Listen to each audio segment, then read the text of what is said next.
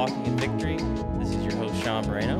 And this show is where people come on and share their testimonies. And we hear just about some wisdom and stories that you can incorporate into your life as well. And I know the last couple of episodes, I've done some solo episodes, but I got a guest on today. And he's actually a guest that's been on in the past, maybe on episode 2. And it was just a conversation for that episode, but this episode I wanted to actually have him share his testimony because I know the guy pretty well, and I know he's got a good story and how God has worked in his life. So I have with me today Daniel Thompson. What's going on? Well, my friend, Nothing much. we're actually here in his house today, which is the last time we recorded. We were just at the apartment. Yeah. So When we were roommates. Yeah, a lot of things have changed in the past. Gosh, that was like February, I think. So 9 months. Yeah. Yeah. You were not married. Nope. Got and married. We were living together. Bought a house. We bought a house. Yeah. It's coming together. We got this nice table Mm-hmm. to sit at. So Yeah. it's fun. But yeah, like I said earlier, we just had a conversation like the first time, and Mm-hmm. I thought it was great.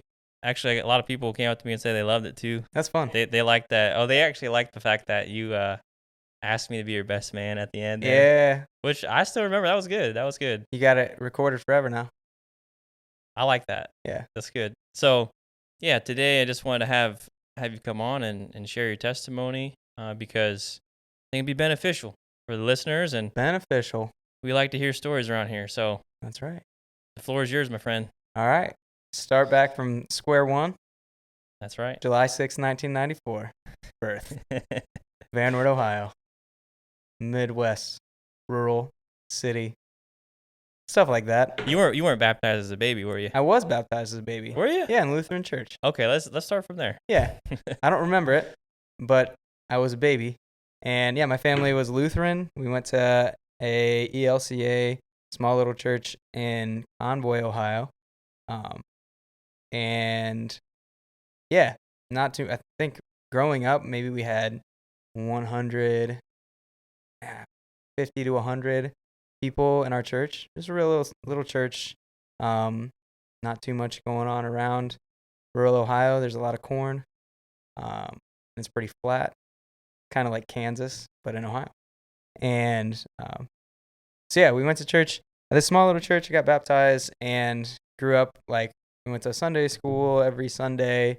I have 2 older siblings, and so we always went as a family. Mom, Dad, Leah Weston.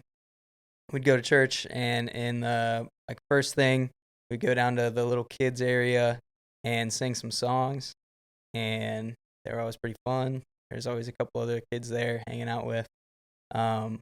And yeah, I think like memories of church growing up were always like positive, neutral to positive. It's just like usually it was pretty fun. Usually there were some other kids there, hang out, play, sing some songs. People would talk. I don't know. It's just like sometimes there'd be like VeggieTales on TV and stuff. Yeah, just like coloring books and stuff like that. I don't know. You'd learn about the different stories and completely like not understand them because you're in like 2nd, 3rd grade and just like completely miss the moral of the story, but you knew what they were. And so yeah, I grew up in a Christian home. We didn't really talk about like faith and stuff inside the home. It was more of just like, this is our culture, this is what we do. And my mom always went to like a Bible study with some other ladies in the church, and like Dad never really did much, but he always went to church, and his family was Lutheran. My grandma was one of the sweetest ladies I know. She was, I don't know, I think in the past couple of years I've really looked on my grandma Mona as just like a really inspiration in faith, just like really simple life in the countryside. Just really appreciated all the littlest things, which I think is really cool.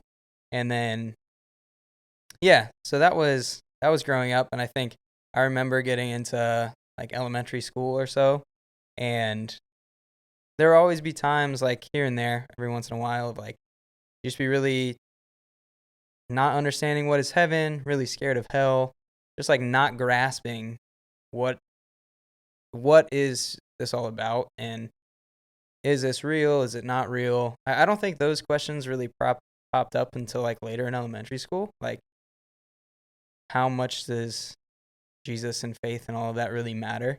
Um, and I think I remember it wasn't really until like middle school, when there was some stuff in my family that was kind of going on, um, that kind of like rocked the boat a little bit.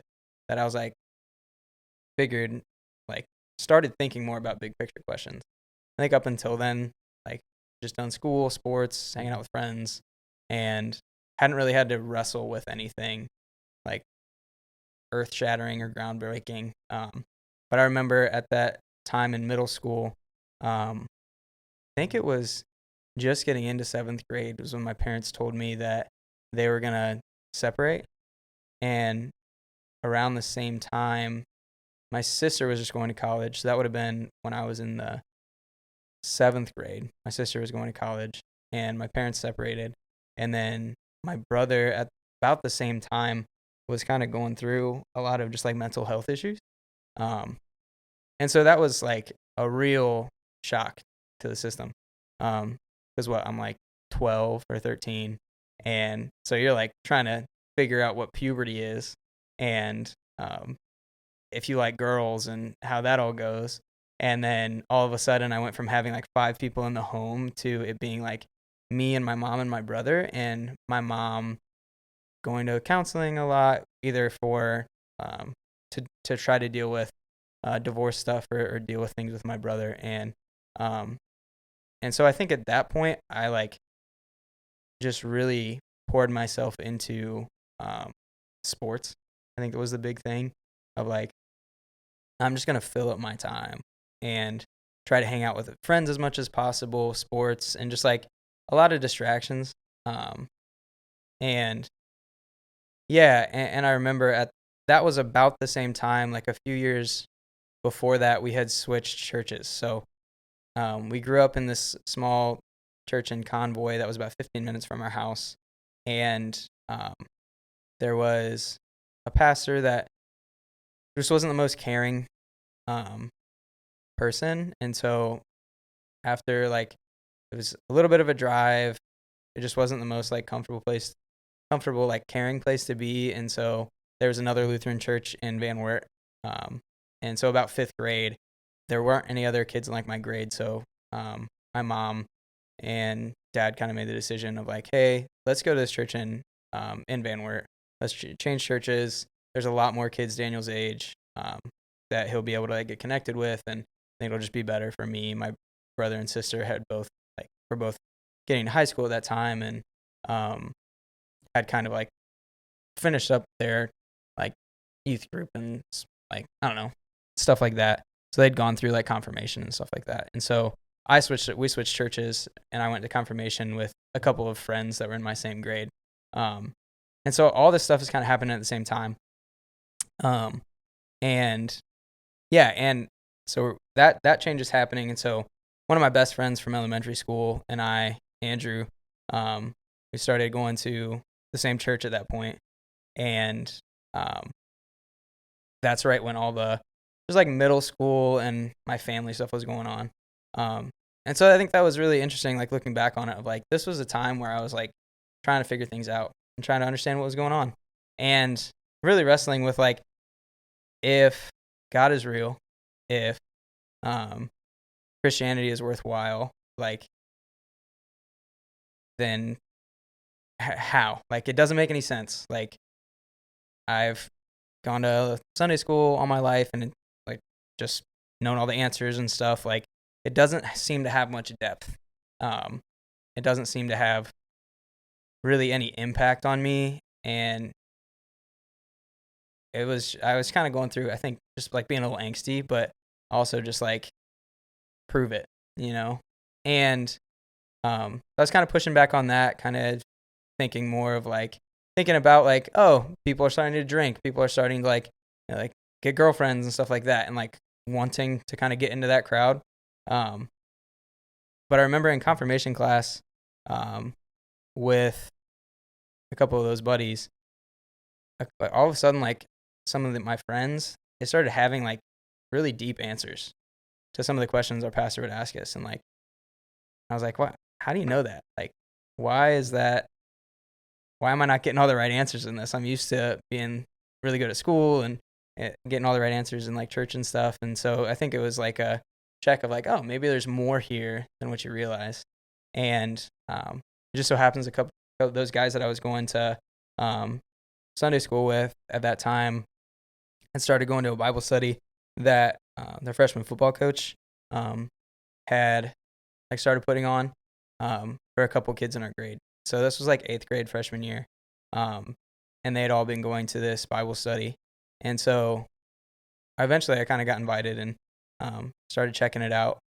And it was like, whoa, like there's like these guys are taking this seriously. Like these guys read the Bible. Like people are reading the Bible. And so I started doing that, a little bit of that and trying to like figure it out, like trying to like understand like why is that there's more here? What is it? Is it true? And just kind of pressing that. And yeah, I think it was in the midst of all of that I just found, I just found a really supportive and caring community there. And then was also met with just a lot of truth from that Bible study leader. You'd have a bunch, like 8 14-year-old guys over on Wednesday nights to sit in his living room, eat some Oreos, and then just talk about the Bible for, I don't know, an hour or something. And that was really impactful. And I think in that time, I just saw a lot of the questions that I was wrestling with and the things that I was kind of struggling through in my faith. I just saw the answers coming in the Word, and just started seeing the truth and the goodness of the Word of God. And so I remember one of those nights we were having a conversation about it. I forget exactly what we were talking about, but I think it was mostly just kind of, I asked Mr. Spath a question of like, how do you know you're going to heaven? How do you know you're saved or anything like that? And just really heard him lay out just the truth of Scripture of like, I think he shared a verse from John. This is like, no one can snatch these like children out of my hand. And I remember hearing that and just being like, oh wow, like if I actually believe this and give my life to Christ, like hell can't overcome me. Like Satan has no control over Christ. And if I really believe this and dedicate myself to this, I can have confidence and security in that. And I think at that time was when I just like recognized of like, oh wow, this is something I can trust. This is something that I can like have peace in. And it's something that's worth pursuing and worth taking seriously. And so from that point, I think I started reading the Bible and read the Bible throughout my sophomore, junior year of high school, and just got really involved in youth group and a couple other little like youth groups. And it was cool. Like I think I was just really lucky to be a part of this class of kids that were my age that really took their faith seriously, and really just got invested. And they would like, there's one kid that was super outspoken. Was like student body president my senior year, and he would like in freshman year of high school get like 30 kids together in somebody's basement to do a Bible study. It was like, well, there's nothing else to do in Vanward, Ohio, so that's why a lot of people came. But also like there's just a lot of kids that were just like trying to figure it out and interested. And so I thought that was really cool and a really like foundational time for me. And I think through that I really wanted to like share that faith. I'm not a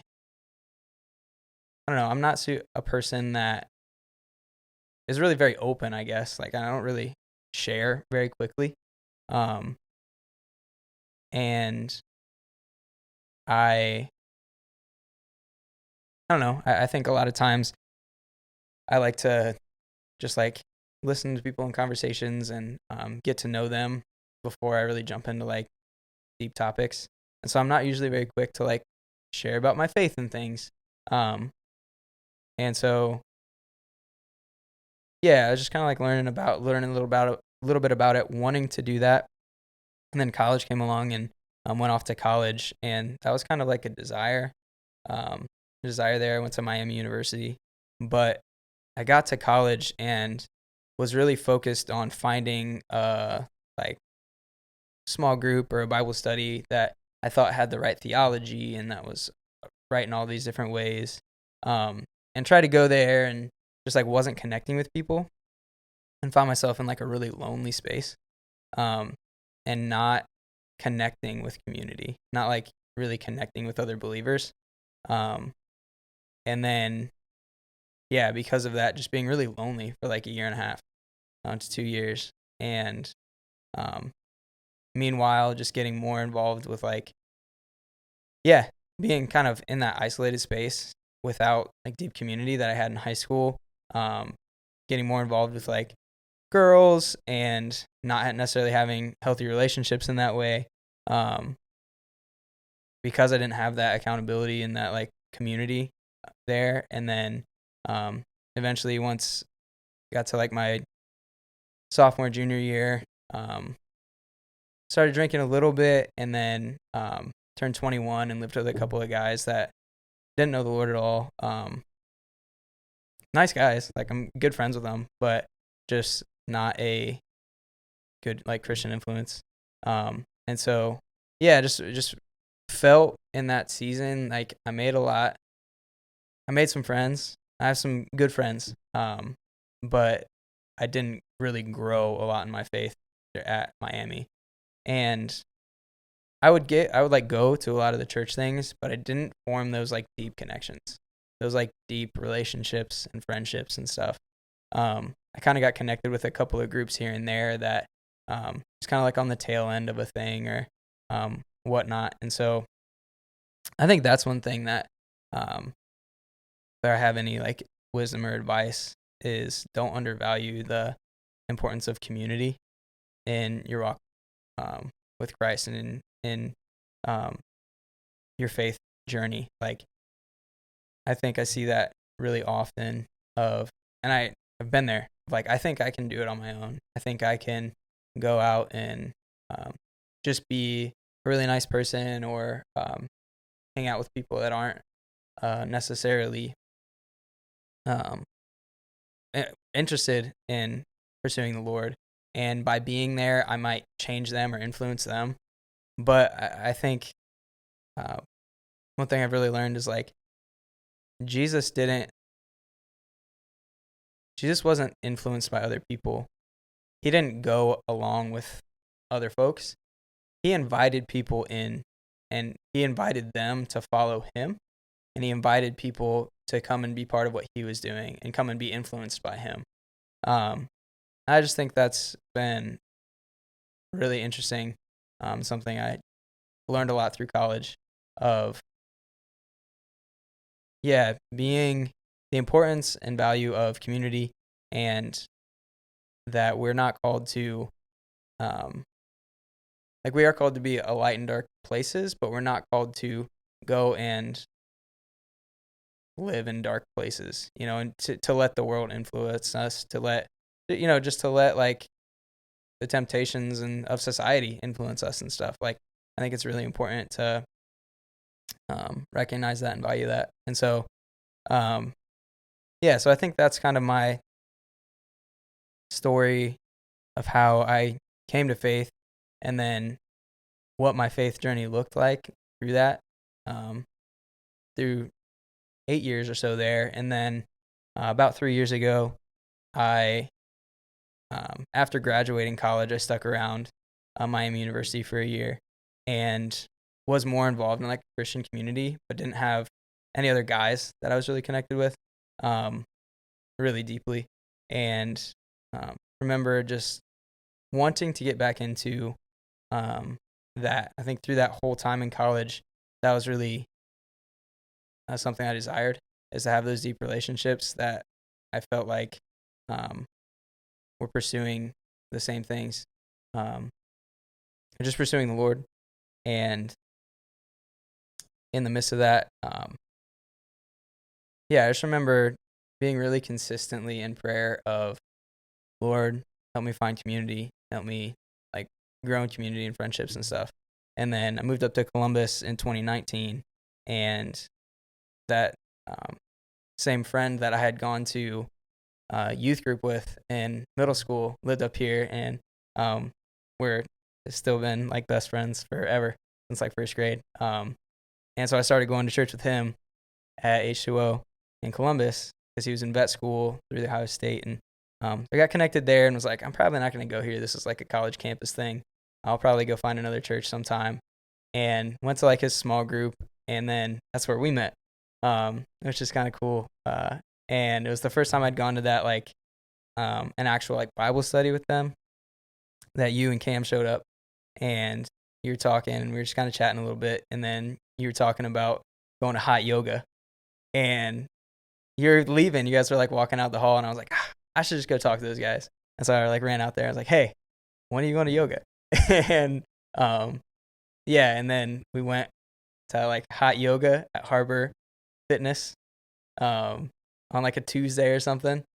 And after that, I was like, do you guys want to just come over and hang out? And I'll make dinner and you can come hang out. I didn't have any friends up here other than Andrew.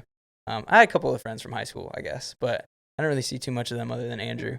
And you guys came over and hung out, and it was just like the start of a really good like friendship and relationship between the two of us, and a huge answered prayer, which I think is really cool. Of like, I started just like pursuing friendships and pursuing people, and found like in that one of like best man at my wedding, one of my like best friends, and I think I've seen in the past like 3 years through that like Bible study and small group, and that Andrew was leading, and just that community, I think has been a huge impact on my life of just being stable sounding board for me, processing through relationships and processing through to the point now where now I'm married, and so much else, I think, and just growth personally, and just personal disciplines, I think, has been huge, of pretty consistently reading the Bible like pretty much daily, and just seeing that change, I think, just from being intentional in community, and going along with people that are desiring to pursue the Lord and desiring that. And then we're here. Now we're here sitting down, chatting about it. So I'd say that's my kind of my faith story to now, of all the main points, probably. Yeah. It's kind of corny, but he said answered prayer, but I think he's the answered prayer for me too, honestly, because I think when we met, I was just literally just like surrendered my life to the Lord. Mm-hmm. This is 2019, and we met, I think we met at like a Christmas. Yeah, like 2018 Christmas party at Andrews. Yeah, and I was like borderline about to surrender to Christ, and like then we got to meet more and talk more and just develop the relationship. And I think I shared my testimony with you when we went to the house after the hot yoga class. Like, you probably think this guy's kind of crazy. He's already like sharing his whole life with me, but I think I don't know. I knew that you would be able to listen. I feel like I just knew that we had a connection, good friendship already, and I'm like, well, if he thinks I'm crazy, then he won't talk to me anymore. But I think it actually drew us closer together, and I think what I can say too is that I can see the growth for sure. Mm-hmm. From 2019 to 2022, which is now, and I think we were able to build off each other. Yeah. With every situation we were going through, like, whenever you were dating, you would come to me and have questions and be like, well, what do you think? Or this is how I'm feeling. And like you said, you had that community of guys around you, Andrew too, Yep. to be able to just talk about relationship stuff and like how you're feeling, and then I'll be able to do the same with you and talk about maybe my singleness or like the frustrations I've had with that or um, job situation, and we just been able to talk every single day almost after work. Mhm. And I honestly, those couple years, excuse me, we lived with each other was a big blessing, I think, for both of us because we got to like really build off of each other. And Yeah. I think I even remember you just like, even when I first met you, like you knew the Lord, but I feel like you still were like, I don't know, like I think I remember one time you even said maybe there's more or something to that Mhm. extent. Like we went out to eat and I think like a commitment maybe was you were looking for a reason to commit, even if relationships too. It's like, but I saw you commit to the Lord and I saw you commit to your now wife, and I've seen the what commitment has actually done for you Mhm. in the positive way. And I think like commitment can be tough. I think that's something I struggle with for sure. Yeah. And I think that what I'm like I've learned from you or just seeing it, it's like there's no there's no right answer to like commitment. Like you either do it or you don't. And it's actually freeing to do it Mhm. because now you don't have any other options. Yeah. If you go to a store and you try to, would you rather have a choice of one shampoo, 5 shampoos, or 300 shampoos? Mhm. It's like, that's a lot of choices, Yeah. you know? And you'd probably say, well, you take the 5 to pick from, right? Because the one is just, you don't have any choice. The 300 is insane amount of choices. And the Mhm. 5 is like, okay. And I think like, At some point, you got to buy some shampoo, though. yeah, you just got to commit. And I Mhm. think that goes with following Jesus, obviously. Mhm. Like, that's what I was questioning too. Whenever I first came to the Lord, is like, man, there's a lot of things I can do with my life. There's a lot of things I have been doing with my life that are not of the Lord that I don't want to let go. Mhm. But when I committed, it was freeing, even though it wasn't easy. Yeah. It was like, now I have a path to walk down because of committing. I know where I'm going. I know Mhm. who to follow. If it was just me or if it's just you following yourself and your own desires, it's like, well, I can kind of do whatever I want and Mhm. see what happens. And I have all these options. So I've seen you grow in that area. And I've learned from you in that area too. And I think, yeah, I think the Lord was working on you from a young age. And it was great that you got to have the family experience too of like them raising you up in the Lutheran church and Mhm. having friends, even seeing young believers in middle school being able to like answer those deep questions of like maybe like what is the meaning of life or Yeah. what is heaven and hell about, those kinds of things, because those are all questions that we wonder about, especially when you're first coming onto the faith. And I think you getting that foundation, even though you veered off a little bit in college, like I think that happens to a lot of people. Mhm. College is temptation city, Yeah. and you're young, you finally have freedom, Mhm. and you're just like, let me at least, I'm curious to see what Dabble. this, yeah, let me just see what's Yeah. going on over here. Which that's obviously what I did, and I didn't even have the Lord in mind at all. Mhm. And the thing is I had a good time, but looking back on it, that's not sustainable. Mhm. Like if you were to live the college lifestyle up until you're 30, 40, 50 years old, which people do, Yeah. I feel like that gets old. Like it definitely gets old.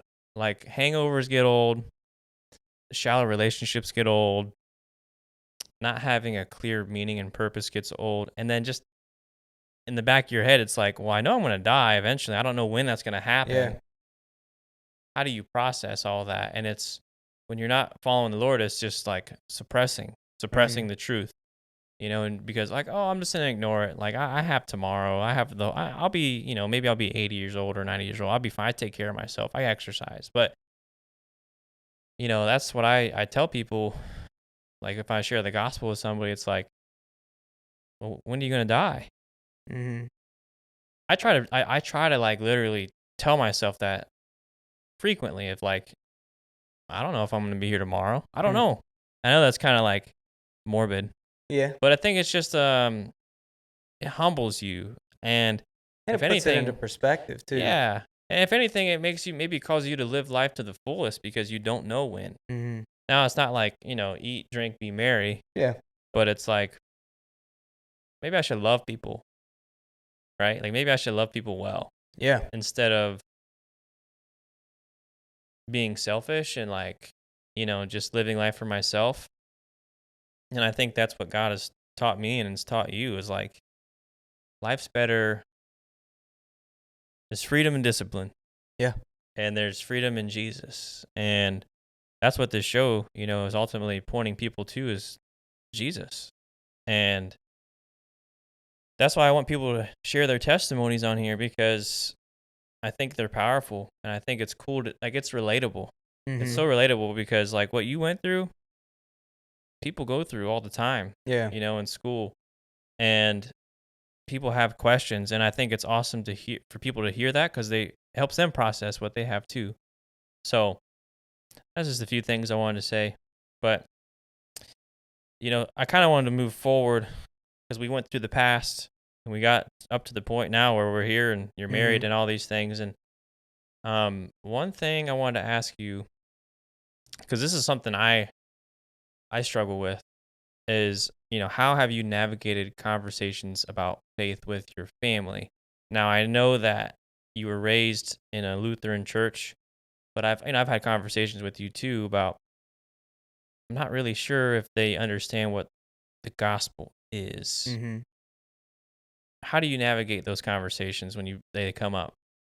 Yeah. So I would say I have. I've got two siblings, my mom and my dad. Um, I got a stepmom, and I've got a sister-in-law and a brother-in-law. Um, and they're all different. They're all different conversations at different points in their faith, um, willing or not willing to talk about them. Um, and yeah, I think it definitely just depends on what your relationship is like with your family. Um, with my mom, I'll talk about my relationship with my mom. I'd say my mom is probably uh, one of the biggest reasons that I was exposed to Jesus and faith as much as I was, um, and has been really encouraging to me in that. Um, I've seen her wrestle a lot um, with faith and just through divorce and through just some really tough times being, raising three kids, um, balancing that, going back to college, going through all those things. And um, I think I think it's really easy as a kid to see all the flaws in your parents, um, and to see, um, to be frustrated or angry or anything.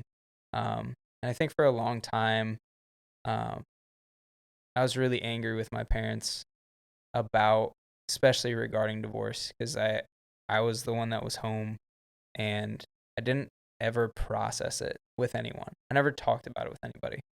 Um, but I think more recently, um, it's been a long process, but being able to talk through that with my mom, and then being able to just eventually be a little more open and vulnerable and honest and kind of cultivating that relationship of like, I love you. I can talk to you. Um, I don't talk to her as much as I should, and I wish I did. But when we do, I think it's really cool. I've just seen her grow a lot in her faith, and um, when spirituality and stuff and faith comes up, um, I think what I've tried to do in that relationship and have learned, I think, over the past couple of years is just to affirm and encourage the truth. Um, Affirming and encouraging all the positive things. There are times where I'll disagree with how you might be handling something or a conversation I just don't want to be a part of. And I've just kind of learned, like, I don't need to correct my mom. I don't need to be one that proves anything to her, right? Like, that's not really my place. She's my mom, and I'm her son, and that's how she views me, and that's what we are. Um, but at the same time, like, now that I'm an adult, we are kind of peers. Um, but that same relationship is always going to be there. So I think that's how I've approached that relationship, and it's been really cool. It's just a long process, but just trying to love my mom, and when I see things that are really encouraging, um, getting to point those out, saying like, "Wow, praise the Lord for this," or like, "That's why I believe God is who He says He is," and um, yeah, and just being able to encourage and affirm. Like, one of the things I think is really cool is my mom and um, uh, one of my aunts sometimes don't always get along or see eye to eye super well, and though she'll have for a long time, she would just be really frustrated with it and um, talk about it to me. And then at one point I tried to like push back and be like, "Oh, you should be kinder to your sister-in-law, like you should be nice to him, like pray for your enemies." And then it was just like, I'm just not going to say anything about it. And now it's been really cool to see her grow to a place of like, you know what I've done? I've just tried to be thankful. I've just tried to look on like, I think it just took a long time to be like, oh, I'm just going to. My mom started a gratitude journal, and then she told her sister-in-law, like, oh, start a gratitude journal, and just to see that of like, even when there is frustration there, if you encourage the right things and encourage good things, encourage gratefulness, encourage the truth, encourage love, um, that persists.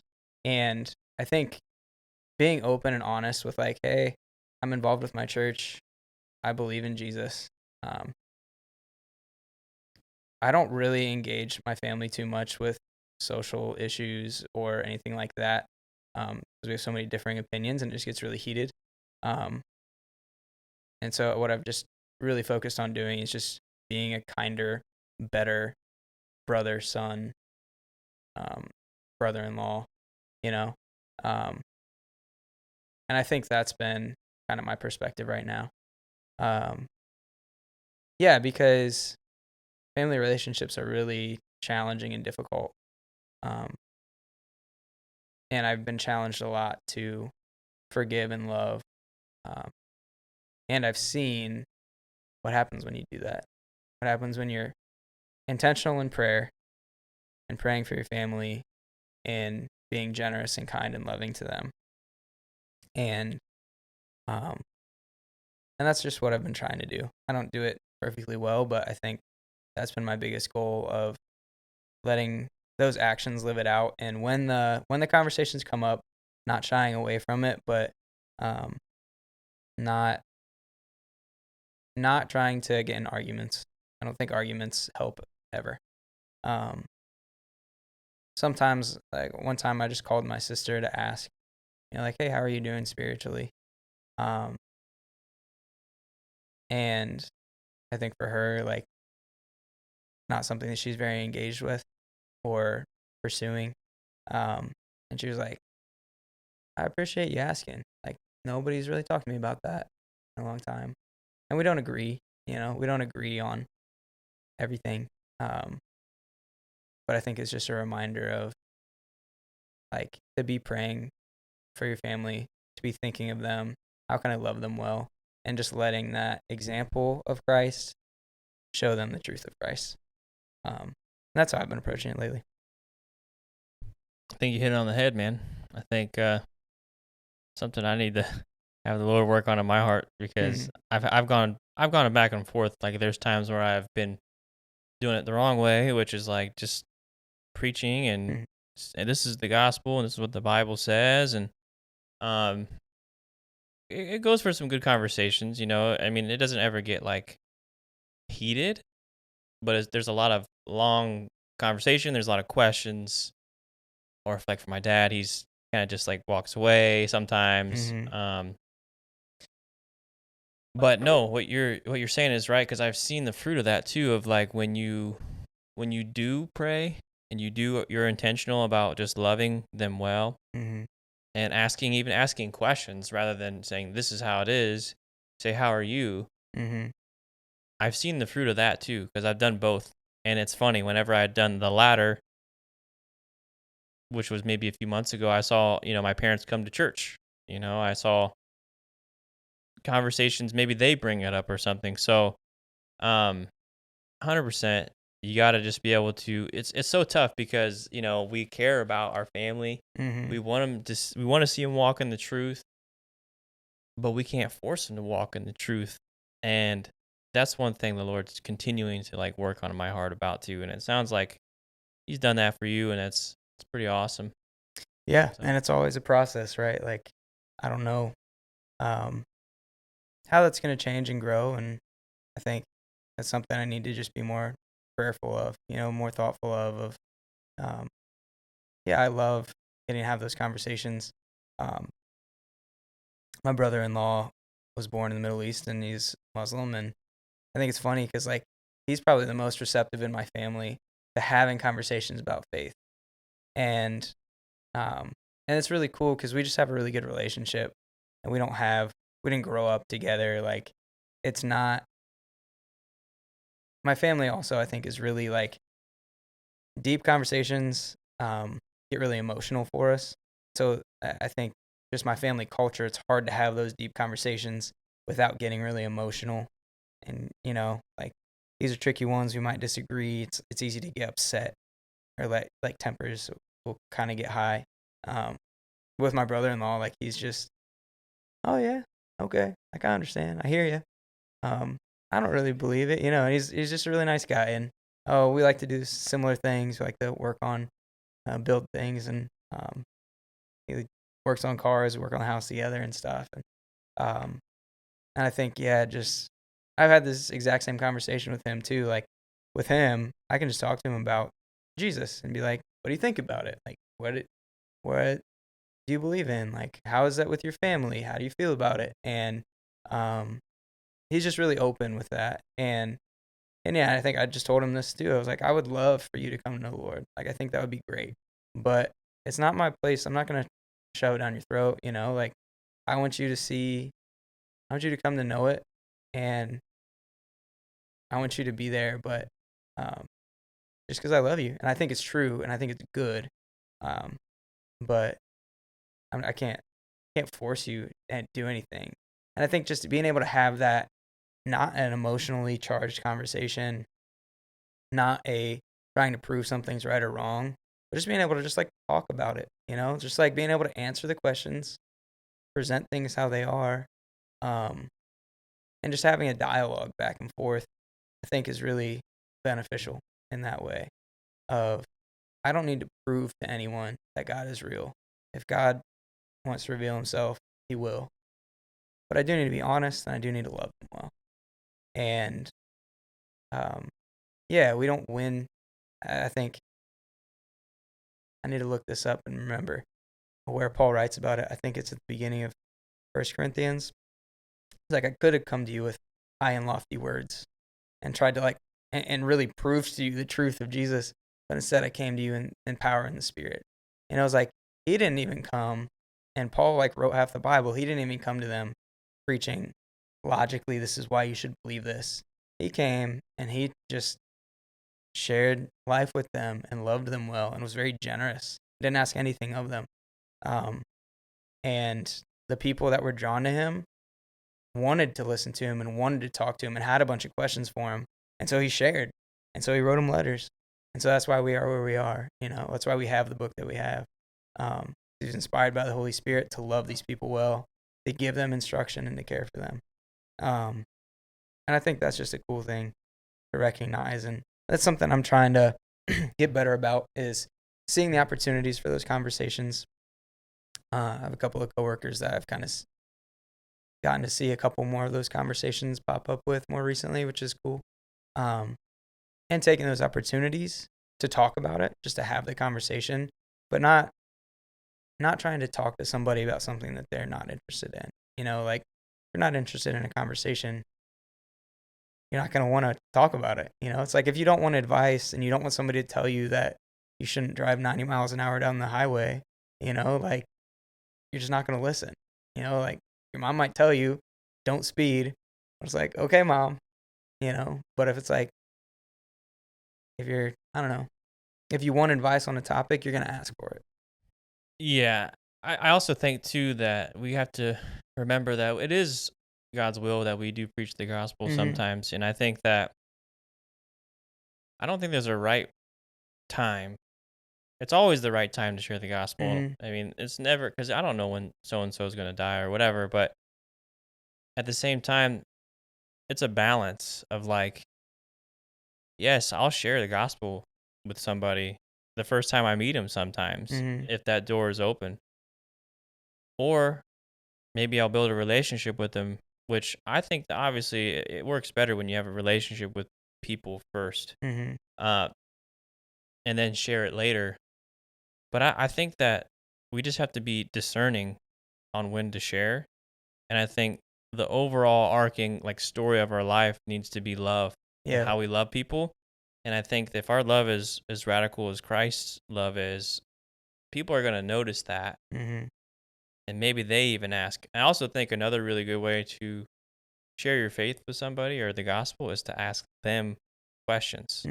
Ask them, well, what do you think about God? Well, what do you think is going to happen to you when you die? What do you think the meaning of life is? Yeah. And it's cool to hear other people's perspective on that. And I think you're meeting people where they're at when you do that. So, no, I really do. I think, especially though with the family, because they know you so well, and that we all know how our families operate, forcing the gospel down their throat is not going to work, because they're only going to want to do it whenever they feel ready to. And so, the moral of the story is love well, pray well. Yeah. And don't be shy about it, right? Like, I think that's a big thing. And be bold. Yeah, that's good. It's not like, oh, I'm not going to talk about this. Like, oh, I don't want to talk about this. It's scary. It's just like, no, this is something I believe in. This is something I care about. But I'm not going to force a conversation I don't need to force. It's like, if somebody wants to talk about it, great. That's awesome. Let's have that conversation. It's a wonderful conversation to have. We should just be just like loving people well in all ways. I think, the gospel is a message of love. It's a message of goodness and God's care for humanity. And we can embody that in so many different ways. And the truth of Jesus and Jesus' specific story is the perfect picture of that. But I think us loving people well and caring for others and, just going out of our way to do so is just as important. And it is sharing that truth, and putting words to it is also the other half of that. You shouldn't do one without the other. They should go hand in hand. Cool. I think, one thing that I wanted to at least hit on, last thing too. We talked about earlier that last time we did a podcast together, you were engaged. Yeah. And you didn't have a house. Now you have a house, and now I got a house. So I think just the question is, what's at least one thing that, God's been teaching you in your marriage? I think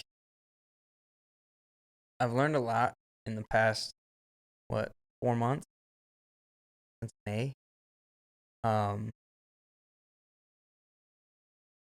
And I think the most important thing is just communication and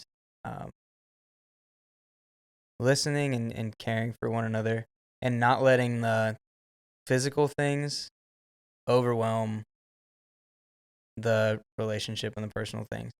I think that buying a house and getting married at the same time when you want to do a bunch of work on the house is not something I would recommend. It's very overwhelming. And it would have been really nice to just have a time to just like be able to rest and spend time together and enjoy each other's company. But yeah, so I think right now it's really easy to get overwhelmed with all the work that needs done on the house, on the projects that we're starting, all the things that we want to do, trying to fit all of our schedules and still make time for one another.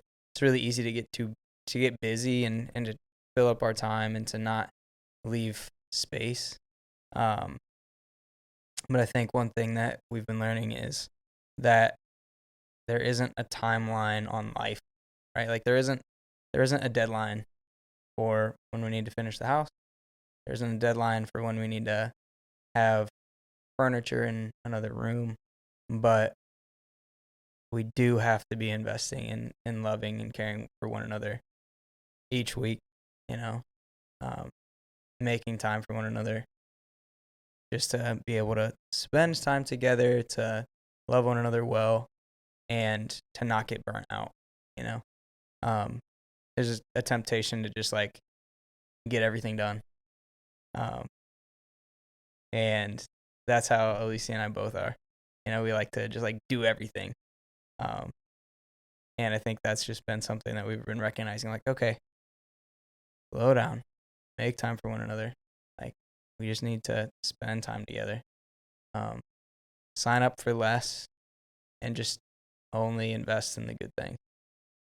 So, Yeah, things that's that are what we've been working on. worthwhile. Yeah. Yeah, because loving somebody well, communicating, spending quality time. Mm-hmm. You know, you start going to the love language and stuff like that. Yeah. Getting the things done around the house it's important.